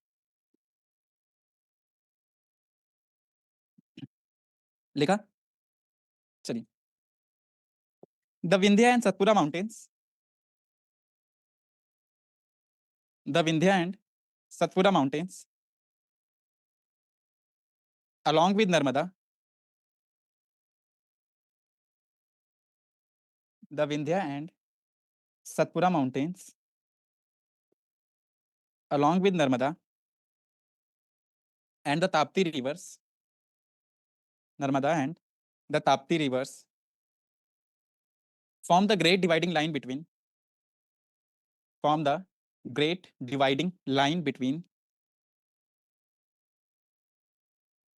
form the great dividing line between northern and southern India. Sir एक बार repeat कर दो please. The Vindhya and Satpura mountains, along with Narmada and the Tapti rivers, form the great dividing line between northern and southern India. Right? आप discourse भी कभी बातचीत भी करेंगे या पेपर में कभी लिखेंगे भी तो साउथ इंडिया मत लिखिएगा, सदर्न इंडिया लिखिएगा. ठीक है, साउथ इंडिया जो है वो एक नेगेटिव कनोटेशन देता है कि वो अलग तरीके से एक डिफरेंट रीजन है. ठीक है, सदर्न इंडिया इंडिया का southern part. Right, northern India बोल दीजिए उसको भी. ठीक है, ये छोटी छोटी चीज होती है जो आपकी थोड़ी मैच्योरिटी दिखा देती है आपस में. ठीक है, वैसे कोई कोई वो प्रॉब्लम नहीं है, आप बोल सकते हैं नॉर्थ एंड साउथ इंडिया, कोई वो नहीं है. लेकिन आप बेटर होगा आप बोलेंगे नदर्न इंडिया बोलेंगे और सदर्न इंडिया बोलेंगे, क्योंकि आप इंडिया के पार्ट डेजिग्नेट कर रहे हैं, आप एक पूरा स्पेसिफिक ज्योग्राफिक रीजन नहीं अलग से नहीं बता रहे हैं. साउथ इंडिया एक अलग से ज्योग्राफिक रीजन बन जाता है साउथ की. साउथ इंडिया अगर एक कंट्री का नाम होता साउथ अफ्रीका नाम है ना, अलग कंट्री है ना पूरी, तो लेकिन सदर्न इंडिया तो इंडिया का पार्ट है ना. चलिए, ये समझ में आया. नर्मदा एंड ताप्ती, दो मेजर रिवर्स जो उल्टी बहती है इंडिया में, है ना. सारी रिवर्स वैसे ईस्ट जाती हैं, है ना. गंगा यमुना सारी मेजोरिटी, ब्रह्मपुत्रा भी वैसे आती है ना. लेकिन नर्मदा और ताप्ती उल्टी जाती हैं, ईस्ट टू वेस्ट. क्लियर है? ठीक है, रिफ्ट वैलीज में बहती हैं, है ना. रिफ्ट वैली पता है ना क्या होता है, क्या होता है. तो डाइवर्जेंस होती है तो वो जो सेंटर वाला पार्ट होता है, जब डाइवर्जेंस होती है फॉर्मेशन होती है तो उसकी जो बीच वाला पार्ट होता है उसमें उसको रिफ्ट वैली बोलते हैं, पर जब वो फील हो जाती है तो उसको रिफ्ट लेक बोल देते हैं. देख, रिफ्ट वैली ऐसे होता है. रिफ्ट वैली अल्कलाइन सॉरी जो रॉकी हार्ड सरफेस होते हैं उन पे बनते हैं, काफी डिफाइंड स्पेस होता है. ठीक है, उससे रिवर ना इधर जाती ना उधर जाती है, वो डिफाइंड एक वो होता है. ठीक है, पाथ होता है, उसको रिफ्ट वैली कहते हैं. ठीक है, काफी रिडक्शनिस्ट है. ठीक है, ताकि आपको याद रहे, कभी किसको बताना हो तो ऐसे बता दीजिएगा. चलिए आगे लिखेंगे. इसी में आगे है, पैराग्राफ में चेंज कीजिएगा. The plateau to the south, the plateau to the south, plateau to the south of the Vindhya mountains, plateau to the south of the Vindhya mountains is known as Deccan Plateau. Right? Vindhyas के south में जो प्लेटू है उसको कहते हैं Deccan. Right, plateaus क्या होते हैं हिंदी में तो पठार होता है. अपलिफ्टेड एरिया, फ्लैट एरिया से अपलिफ्टेड होते हैं. ठीक है, पर यस सर आप ये पॉइंट रिपीट कर दो जो आपने अभी बोला है. Plateau to the south of the Vindhya mountains is known as Deccan plateau. Right, ठीक है, या तो जो लेवल होता है वो जो भी एक जनरल फीचर है जो ग्राउंड का, उससे अपलिफ्टेड होते हैं या फिर डाउन लिफ्टेड होते हैं, क्योंकि माउंटेन्स में होगा तो नीचे होगा, उससे प्लेन्स में होगा तो उससे ऊपर होगा, एक एलिवेशन होगा और ऊपर से फ्लैट होगा. राइट, ऐसा कुछ होगा ना, ऐसे आ जाएगा, ये ऊपर से फ्लैट होगा. राइट, अगर ये लॉन्गिट्यूडनल हो जाएगा तो इसको दून कह देते हैं. ठीक है, देहरादून सुना है ना, काल का दून है, देहरादून है. ठीक है, चलिए आगे लिखेंगे. डेक्कन प्लेटू तक लिखा सबने. It is flanked by the eastern Ghats and western Ghats. It is flanked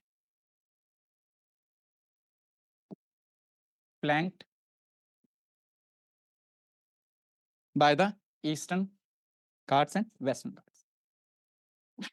right, para change करेंगे. The Coromandel coast.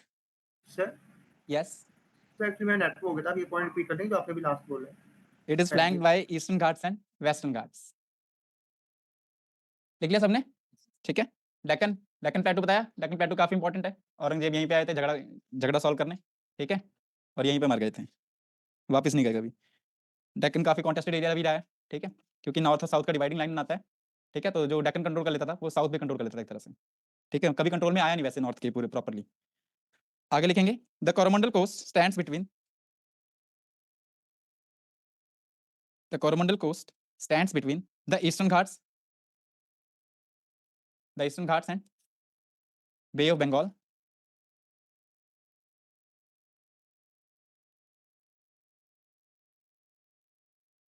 Stands between eastern ghats and Bay of Bengal. किसी को शॉर्ट फॉर्म चाहिए तो बॉब कहते हैं इसको.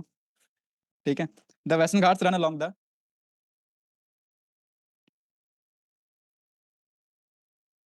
the western ghats run along the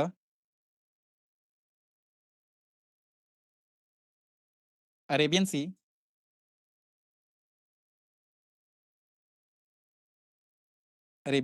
full stop.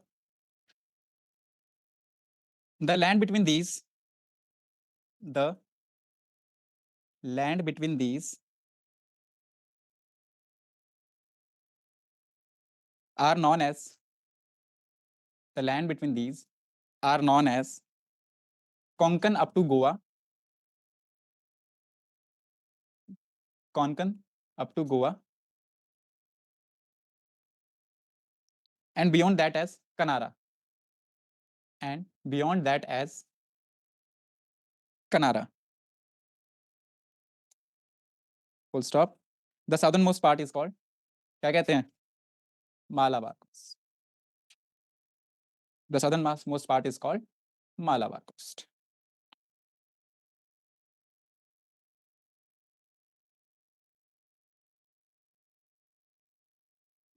Clear है यहाँ तक? आगे लिखेंगे Kaveri valley in Malabar. Sir yes. Sir जो सदर्न मोस्ट पार्ट है वो इंडिया का तमिलनाडु को नहीं कहते सर? नहीं, वो कोस्ट बताया ना, वो मैप बनवाया था ना आपको, वो साइड में दोनों साउदर्न थे, एक मालाबार था, एक कोरमंडल था.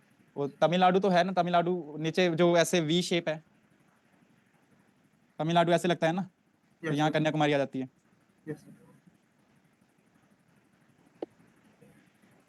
सर. सर अगर पेपर में क्वेश्चन आ जाए तो सदर्न मोस्ट कौन सा टिक करना है, मतलब कि ये मालाबार कोस्टल है या तो फिर तमिलनाडु? तमिलनाडु है ना साउदर्न मोस्ट पार्ट, तो जो साउदर्न मोस्ट पॉइंट है इंडिया का कन्याकुमारी है. राइट. राइट. ये इसके सीक्वेंस में बता रहा है कि जो सदर्न मोस्ट पार्ट है वो मालाबार. आगे लिखेंगे as in Kanyakumari and cape कॉम्प्रिन.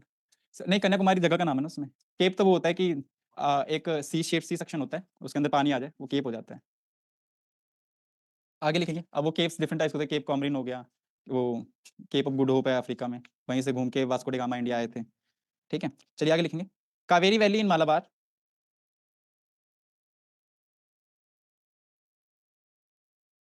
Kaveri valley in Malabar was important for Kaveri Valley in Malabar was important for Indo-Roman trade, Indo-Roman trade,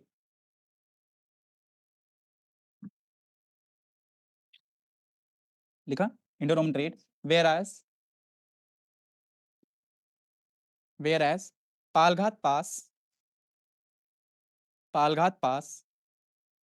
connects Palghat, P-A-L-G-H-A-T, P-A-L-G-H-A-T. Palghat Pass connects Western and Eastern Ghats. Right? Indo-Roman trade के बारे में बताएंगे sir? Roman trade, whereas Palghat Pass, P-A-L-G-H-A-T, pass connects Western and Eastern Ghats. क्या चीज? ऐसे होता है. जैसे ये वेस्टर्न घाट्स आएगा, यहाँ पे कनेक्शन आएगा नीलगिरीज का. राइट. देखिए ऐसे जो माउंटेन्स होते हैं ना, इसके बीच में, इनके बीच में ना वो स्पेसेस होते हैं थोड़े थोड़े. ठीक है, जिनसे आप निकल सकते हैं. ठीक है, उनको पासेस कह जाते हैं. ठीक है, तो इधर जो माउंटेन्स होंगे काफी रफ टेरेन होगी, लेकिन वो जो पास होता है ना, काफी थोड़ा से जो बाकी जो डिफिकल्टी होती है, जो रफ टेरेन होता है उससे थोड़ा स्मूथ होता है कि आप उसे क्रॉस कर सकें. तो यहाँ माउंटेन्स के बीच में छोटे छोटे पास होते हैं, तो यहाँ से आप क्रॉस कर सकते हैं इसको. ठीक है, पासेस काफी इंपॉर्टेंट होते हैं, क्योंकि माउंटेन्स जो है ना वो एक तरह से वो बना देते हैं, बैरियर बना देते हैं. तो जो बैरियर काफी सॉलिड होता है, आपने साइंस में ही पढ़ा होगा, जेनेटिक डाइवर्सिटी आती है इससे, है ना. ज्योग्राफी अलग हो जाए तो जेनेटिक डाइवर्सिटी आ जाती है. तो जेनेटिक डाइवर्सिटी साउथ में ही मिल जाती है हमको. ठीक है, लेकिन जो पासेस होते हैं ये फ्लो का काम करते हैं बीच में. ठीक है, दोनों तरफ में से जो भी कल्चर का एक्सचेंज है वो होता रहता है. ठीक है, पासेस सर? काफी इंपॉर्टेंट है. हाँ जी. सर ये पालघाट पास नीलगिरी हिल्स में होएगा ना? यस. ये पालघाट पास जो आपने बताया, यस. ये सर नीलगिरीज हिल में होएगा ना, क्योंकि वही कनेक्ट करते हैं ईस्टर्न और वेस्टर्न घाट को. हाँ, नीलगिरी हिल्स में ही होगी. Thank you sir. चलिए आगे लिखेंगे. The port cities of Arikamedu, the port cities of PORT, port cities of Arikamedu,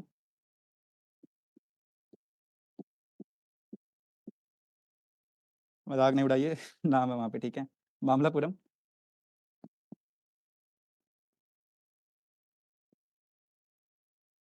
आप सबके नाम भी ऐसे ही होते हैं अगर आप यहाँ पे वो वेस्टर्न इन्वेजन हो नहीं रहे होते. ठीक है, Mamallapuram and Kaveripatnam were situated on Arikamedu, Mamlapuram and Kaveripatnam were situated on Coromandel coast.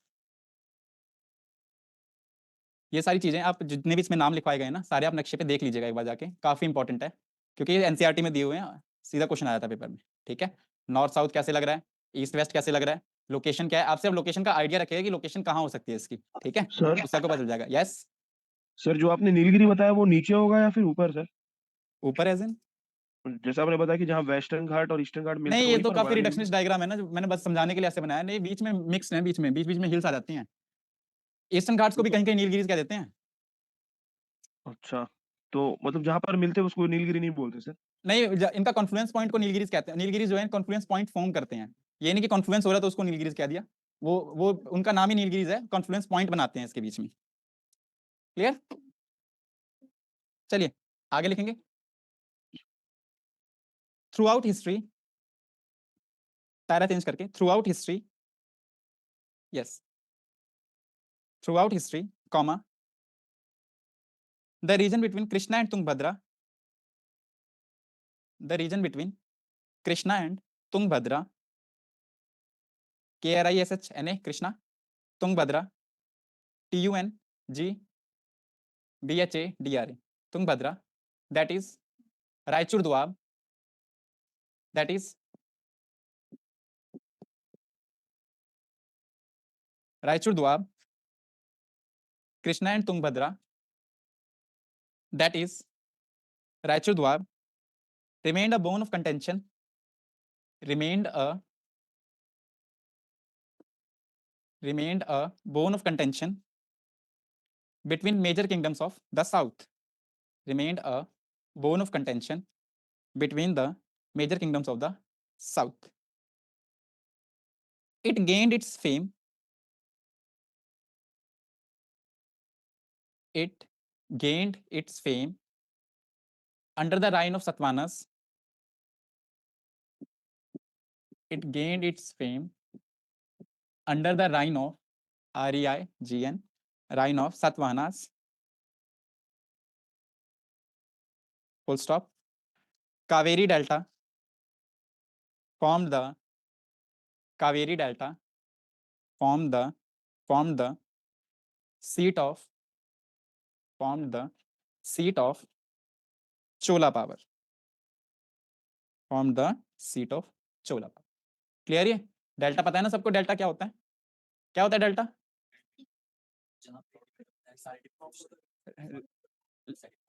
Seaward extension of land, river अपना सारा जो डिपॉजिट है वो आगे डालती रहती है, उससे लैंड का एक्सटेंशन हो जाता है, उसको डेल्टा कहते हैं। ठीक है, तो डिफरेंट शेप्स हो सकती हैं, ट्रायंगल भी हो सकता है। ठीक है, ऐसे एक ये कस्पेड फॉर्म भी कहते हैं, टूथ की तरह होता है। ठीक है, ऐसे भी हो सकता है, या बर्ड फुट भी हो सकता है, बर्ड का पैर देखा है ना, ऐसे ऐसे ऐसे, ये डेल्टास की टाइप्स होती हैं। ठीक है, सीट ऑफ चोला पावर, हाँ जी, पावर यार, POWER पावर, आवाज नहीं, किसकी? चोला की, CHOLA पावर, POWER पावर। देखिए ध्यान से देख लीजिए, डेल्टा बताया अभी आपको कैसा होता है। ठीक है, लैंडवर्ड सीवर्ड एक्सटेंशन ऑफ लैंड होता है एक तरह से, रिवर्स के थ्रू फॉर्म होता है। रिवर्स का डिपॉजिट जो होता है अपने साथ जो सिल्ट लेके आती हैं, वो सी के माउथ पे छोड़ देती हैं अपना, वो फ्लोट करते हुए लैंड बन जाता है। ठीक है, काफी फर्टाइल लैंड होता है, चावल वगैरह उगाते हैं यहीं पे, सुंदरबन डेल्टा है ना, तो ऐसे वो ऐसे वैसे चावल के सीड्स फेंक के चले जाते हैं, वो अपने आप ही उग जाते हैं वहाँ पे, बढ़िया बिल्कुल। क्लियर ये डेल्टा? ठीक है, डेल्टा की कंडीशंस पता है ना, क्यों कैसे बनते हैं डेल्टा, क्या कंडीशंस है?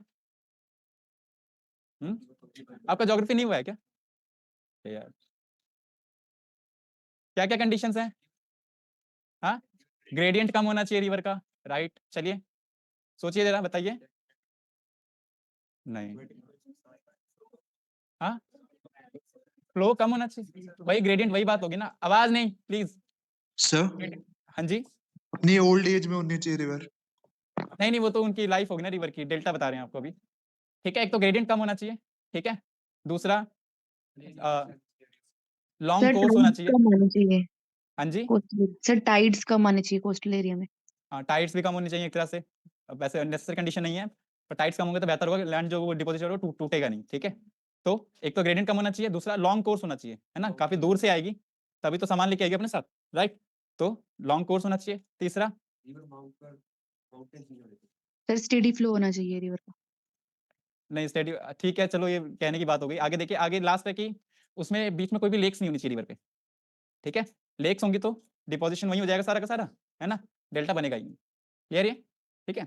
डेल्टा जब बनता है रिवर के ऊपर, ओ सी के ऊपर, उसको कहते हैं, क्या कहते हैं?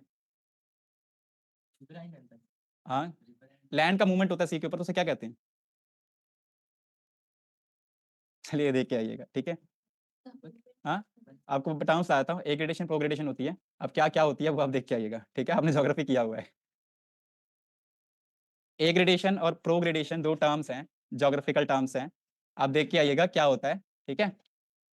कुछ खुद से भी ढूंढा कीजिए। चलिए आगे लिखेंगे,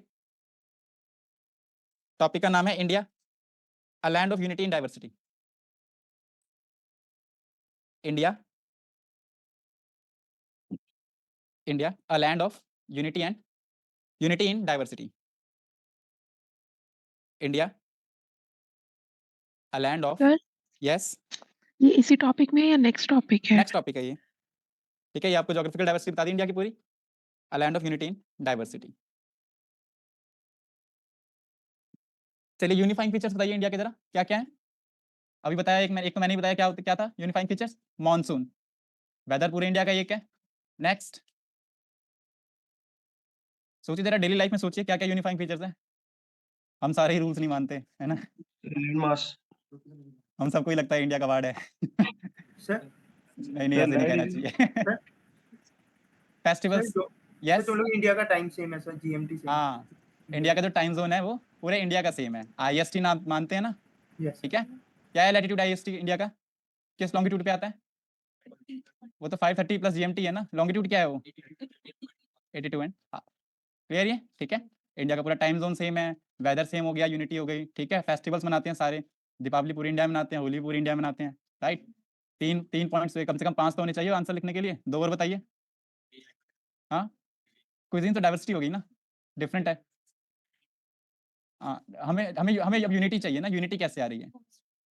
हाँ, कॉन्स्टिट्यूशन एक है पूरे इंडिया का, राइट। गवर्नेंस सिस्टम सेम है पूरे इंडिया का, राइट। पंचायती राज है ना, डेमोक्रेसी हर जगह ही फॉलो होती है, राइट। और एक और बता दीजिए कोई बढ़िया सा, लगाइए दिमाग थोड़ा। आपने न्यूज़पेपर देखा होगा, आपने कितना टाइम हो गया आपको कोचिंग करते हुए? हो गया होगा अराउंड 2 3 4 3 महीने तो हो गए होंगे सबको मिनिमम, राइट। तो बताइए थोड़ा, डाइवर्सिटी का फीचर हो गया ना, इंग्लिश यूनिफाइंग है इंडिया की ना, पूरी इंडिया इंग्लिश में कन्वर्स कर लेता है, इंग्लिश भी नहीं इंग्लिश में कन्वर्स कर लेता है ना। आजकल जो बहुत बूढ़े बड़े लोग भी हैं वो भी प्रॉब्लम समझते हैं कि प्रॉब्लम होता क्या है ना, सॉरी समझते हैं, क्षमा नहीं कहता कोई भी, सॉरी, राइट। चलिए लिखेंगे आगे, India prove to be a melting pot of numerous races.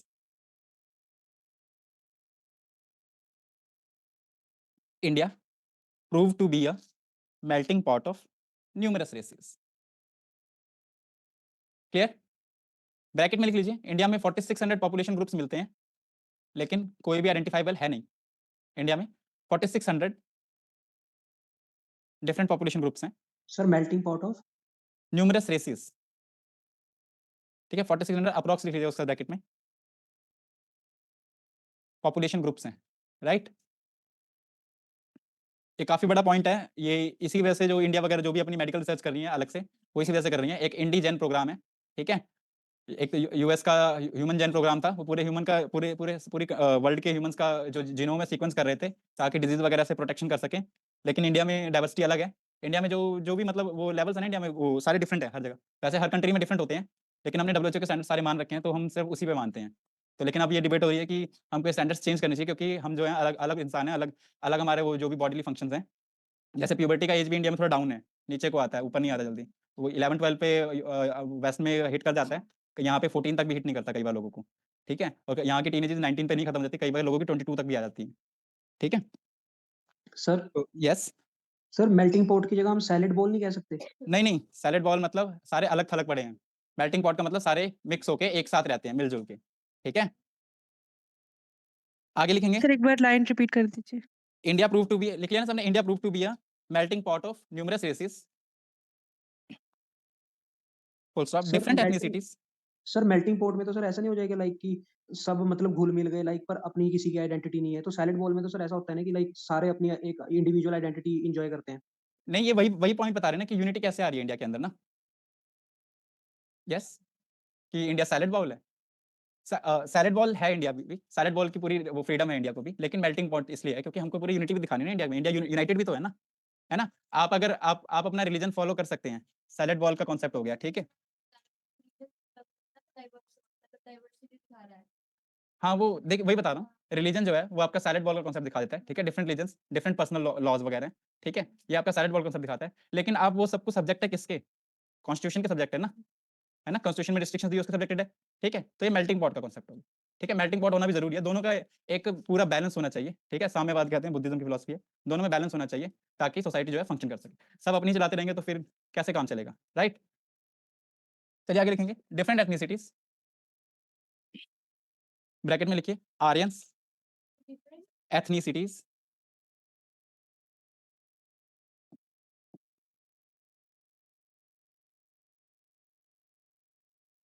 Different ethnicities, bracket में लिखेंगे Aryans, comma Greeks,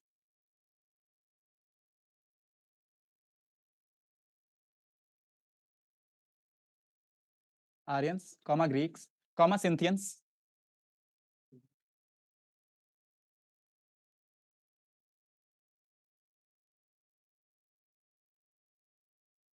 Scythians, etc. Bracket close. Made it their home. Made it their home and contributed to its culture. Made it their home and contributed to its culture.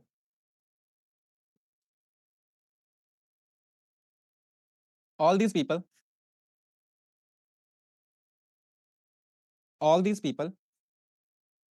mixed so well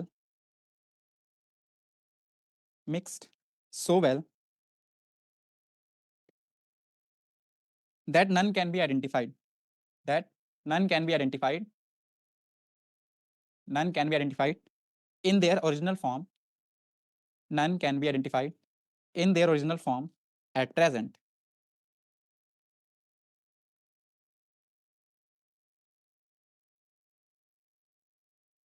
next लिखेंगे many pre Aryan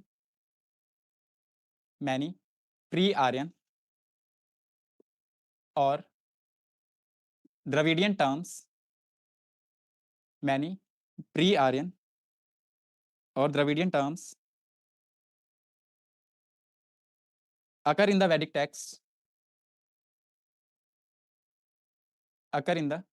text, Similarly, text के बाद full stop है, similarly उसके बाद similarly comma many Pali and सांस्कृतिक terms, Pali PALI, many Pali and Sanskrit terms appear in Sangam literature, कल बताया था संगम एज, राइट। क्या था, confluence of poets and sages था, राइट। फर्स्ट संगम एज पूरा मिस्टिकल था, कोई एविडेंस नहीं है उसका। सेकंड संगम एज एक टेक्स्ट मिला था हमें, कौन सा, टोल्क PM, राइट। थर्ड भी हुआ था, वो हमारे लिए इतना इंपॉर्टेंट है नहीं। आगे लिखेंगे सर यस, सर फिर से बता देंगे एक बार संगम लिटरेचर। ये लाइन रिपीट करूँ, संगम लिटरेचर के बारे में बताऊं। सर बता दीजिए। संगम एज फर्स्ट, संगम एज की 3 डायनेस्टीज थी, कौन कौन सी, चोला, चेरा, पांड्यास, ठीक है। लोकेशन क्या थी, peninsular India, right. First Sangam as सारे गॉड्स वगैरह पोएट्स जो भी थे उस टाइम के, बढ़िया सारे सेजिस जो भी ऋषि मुनि उस टाइम के थे, सबने मिलकर एक डिस्कोर्स किया था आपस में, फिलॉसफी कैसी होनी चाहिए, ठीक है, कैसे लाइफ का ऑर्डर होना चाहिए और हमें जिंदगी कैसे जीनी चाहिए। तो वो फर्स्ट संगम एज बना, ठीक है। फर्स्ट संगम एज मदुराई में हुआ था, ठीक है, आगे आपको लिखवा दिया जाएगा जब करवाएंगे ये। तो लेकिन इसका हमारे पास कोई एविडेंस नहीं है, क्लियर, कोई बुक वगैरह में मिली नहीं इसकी, ठीक है, बस रेफरेंस मिलता है तो हम मान लेते हैं। सेकंड संगम एज दोबारा से सब यही लोग मिले, ठीक है। अब गॉड्स वगैरह का पता नहीं इसमें, लेकिन बाकी सेजेस वगैरह सारे मिले, तो सेकंड संगम एज बना। इसका हमें एविडेंस क्या मिला? टोल्क भी, राइट। थर्ड भी हुआ था, ये इसका कोई हमें वो कोई डिटेल में जानने की जरूरत है नहीं, उतना सिग्निफिकेंट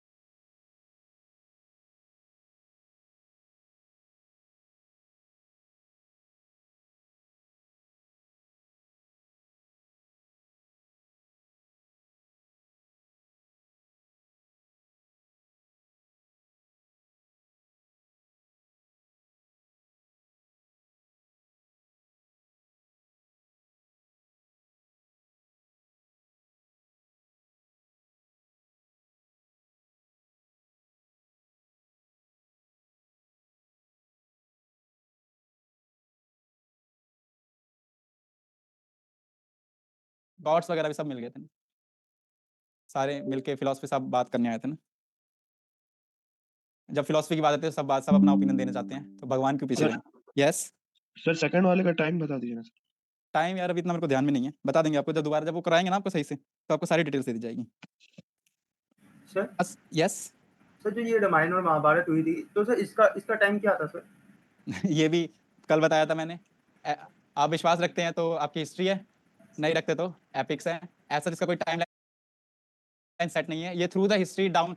ऐसे था कि जो पहले जो हमारी जो चीज़ें थी वो सिर्फ सुनने के माध्यम से नीचे आती थी, कि मैं एक लेक्चर दूं आप सुन लें, आप जाके आगे वो लेक्चर दे दें, वो सुन ले, आगे लेक्चर दे दे, वो सुन ले। इस तरह से ऑडियो मीडियम से नीचे जाता था सब कुछ, ठीक है। इसको हम श्रुति कहते थे, ठीक है, श्रुति कहते थे। और एक स्मृति होती थी कि आपने क्या रिमेंबर किया। जैसे आप रिमेंबर करेंगे कि कोई टीचर आपको पढ़ा रहा था, आप रिमेंबर करेंगे उस टीचर ने मुझे पढ़ाया था, वो ऐसे ऐसे मुझे बता रहा था, ये स्मृति हो गई, ठीक है। तो रामायण महाभारत वगैरह श्रुति, ठीक है। अब मैं अगर आपको कोई बात बोलूं, आप आगे जाके वही बात किसी और को बोलें, तो थोड़ा बहुत तो अपना कुछ ऐड कर ही देंगे ना, राइट। तो इस तरीके से रामायण महाभारत भी इवॉल्व होती हुई आई है, क्लियर, राइट। मैं आपको बोल दूं कि मेरे पास एक पेन है, आप जाके बोल दो कि उसके पास एक पेन था उसने उससे ले लिया था, ठीक है। तो ऐसे हो जाता है। चलिए आगे लिखेंगे। A certain common lifestyle, a certain common lifestyle is witnessed throughout the country, is witnessed throughout the country, throughout the country, despite of different religions, despite of different religions, right। दिखता है ना कॉमन लाइफस्टाइल हर जगह ही। कोई example बताएंगे इसका? कल बताया था मैंने कॉमन लाइफस्टाइल का एग्जांपल। क्लोथिंग पे मत जाइए, क्लोथिंग सर डाइवर्स रहने दीजिए। सर ये वाला पॉइंट रिपीट कर देंगे जो आपने अभी बोला था। A certain common lifestyle is witnessed throughout the country despite of different religions, despite of different religions, है ना। रिलीजन्स बहुत सारे डिफरेंट है, लेकिन कुछ एक कॉमन लाइफस्टाइल भी है इंडिया में। क्या है? हाँ नहीं नहीं कॉमन लाइफस्टाइल तो हाँ लाइफस्टाइल का पार्ट है रूल्स फॉलो करना। हम सारे रूल फॉलो कर रहे हैं, ठीक है। देखिए और थोड़ा बेसिक पे और थोड़ा सोसाइटी लेवल पे आ जाइए। यस क्रिकेट, सारे क्रिकेट को प्यार करते हैं, राइट। देखिए कोई भी रिलीजन हो, एल्डर्स को रिस्पेक्ट कैसे देते हैं? पैर छू के ना। तो चाहे क्रिश्चियनिटी हो, चाहे मुस्लिम्स हो, चाहे हिंदूज हो, चाहे पारसी जो भी हो, सारे एल्डर्स के पैर छूते हैं, ठीक है। हाथ जोड़ के नमस्ते सभी कहते हैं, राइट। ये एग्जांपल्स नहीं, बिल्कुल भी नहीं। आर्टिकल 26 यूज किया गया है। आर्टिकल 25 से लेकर 30 तक देखिए ना आप वो कैटेगराइज कैसे करेंगे? वो हिंदुइज्म नहीं है, वो इंडियन वे ऑफ लाइफ है। जो भी है ना सारा कुछ वो इंडियन वे ऑफ लाइफ है। हिंदुइज्म जो आपको अभी जब हिस्ट्री स्टार्ट करेंगे तो आपको बता देंगे कि हिंदुइज्म आया कहाँ से। इससे पहले सनातन धर्म कहते थे, हिंदुइज्म कभी कहते ही नहीं थे, ठीक है। जब फॉरेनर्स इंडिया में आए उन्होंने हिंदू कहना शुरू किया, तो उससे हिंदुइज्म बना, ठीक है। बाकी ये सारी जो भी है इंडियन कॉन्स्टिट्यूशन में वो सारा इंडियन वे ऑफ लाइफ है, राइट। कि सभी इक्वल होने चाहिए। सनातन धर्म भी कहता है सभी बराबर है ना। वैदिक एजेस में कहते हैं कि वन वस्ता जब आई तो उसमें कोई भी इंसान कोई भी ऑक्यूपेशन चूज कर सकता था उस टाइम पे, तो सभी बराबर थे। तो राइट टू इक्वालिटी है ना, राइट अगेंस्ट डिस्क्रिमिनेशन, किसी के साथ भी डिस्क्रिमिनेशन ना किया जाए, है ना। राइट अगेंस्ट टाइटल्स, सभी बराबर हैं तो टाइटल्स क्यों दें किसी को भी, है ना। चलिए आगे लिखेंगे। एंशियंट्स, हाँ जी, Parthians, country despite of different religions पे यहाँ पे एंड किया था ना। अच्छा वो पैर छूने वाला, नमस्ते कहने वाला। अच्छा पार्थियंस, अरे वो फॉरेनर्स थे इंडिया में आके, इंडिया पे अटैक किया था उन्होंने। चलिए आगे लिखेंगे। Ancients strove for unity, ancients strove for unity, ancients, ancient with an S, strove for unity and looked upon, strove का स्पेलिंग चाहिए? स्ट्रोव, आवाज नहीं, लिख लीजिए प्लीज। देखिए डिस्कशंस काफी जरूरी हैं, नहीं होंगे तो आप पेपर में आंसर नहीं लिख पाएंगे, आपको यही बातें याद आएंगी। आप जितना मर्जी पेपर में पढ़ लीजिए, आपको लास्ट में यही याद आएगा जो भी है। Strove for unity and looked upon the ancients, strove for the unity, strove for unity and looked upon the subcontinent, and looked upon the subcontinent as one land, as one land, right। तो भारतवर्ष नाम कहां से आता है? Bracket में लिख लीजिए। hence the name Bharatvarsh, hence the name Bharatvarsh Bharatvarsha after the ancient Bharata tribe. Ancient Bharata tribe. Right? एक पॉइंट मिल गया आपको, यूनिटी कैसे है ना? पूरी कंट्री का नाम क्या है? भारतवर्ष। अरे वर्षा सर आपने मतलब ट्राइब का नाम क्या जगह, बोला? लैंड। सर आपने अभी Yes. ट्राइब का नाम क्या बोला? आवाज नहीं प्लीज। यस, सर आपने अभी जो ट्राइब का नाम बोला उसका नाम क्या बोला था आपने? ट्राइब का? भारतवर्षा प्लीज। चलिए आगे लिखेंगे। The unity was also recognized by foreigners. The unity was also recognized by foreigners. Bracket में लिखेंगे the unity was also recognized by foreigners, फिर ब्रैकेट स्टार्ट करेंगे। naming of land beyond Sindh, naming of Recognized by? foreigners, Okay. bracket start, naming of land beyond Sindh, naming of land beyond Sindh as India by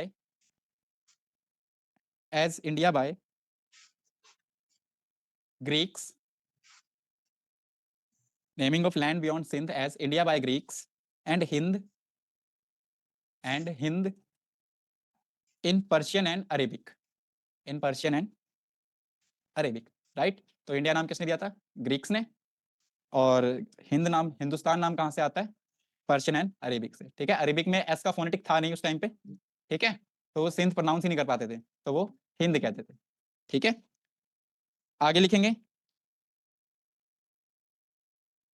efforts for the linguistic and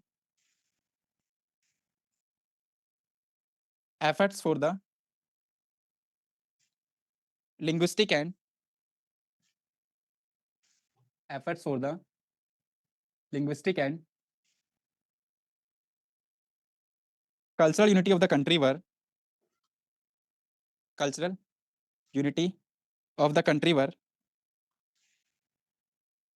made throughout the ages.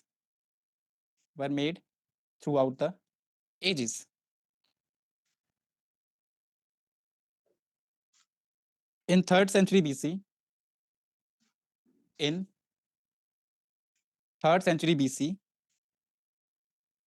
Prakrit, P-R-A-K-R-I-T, Prakrit served as lingua franca of the whole country. The ancient epics,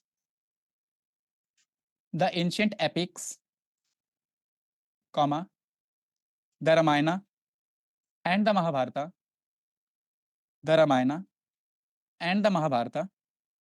were studied with the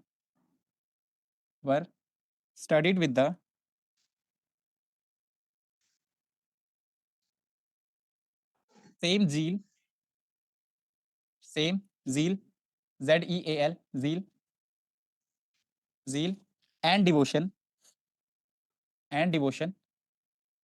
throughout the country. Sir zeal के पहले word क्या बोला आपने? Same zeal and devotion throughout the country. Originally composed in Sanskrit.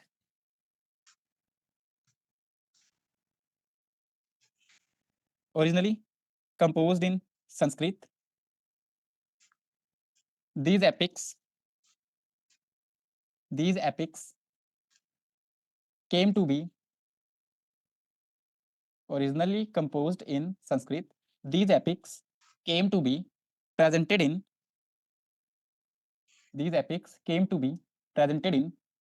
different local languages.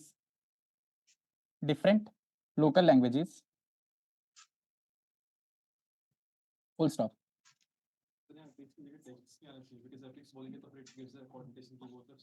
बताया था, choice आपकी choice है, ठीक है।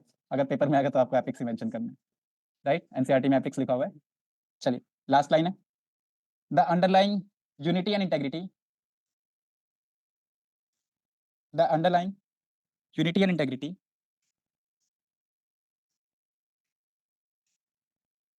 and the plural character of Indian society the underlying unity and integrity and the plural character of Indian society, underlying unity and integrity and the plural character of Indian society remains the real strength for the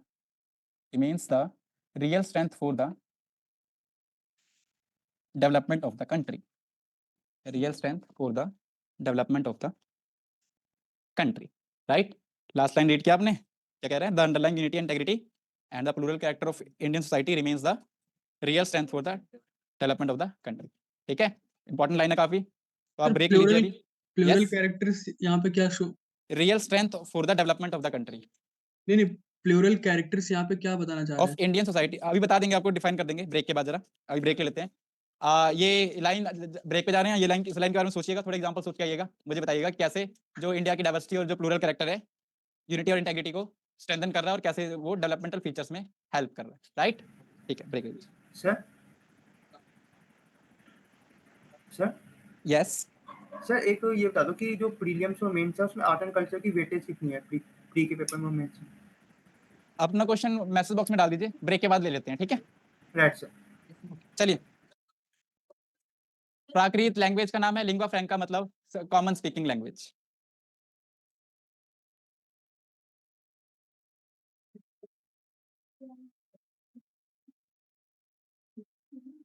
yes.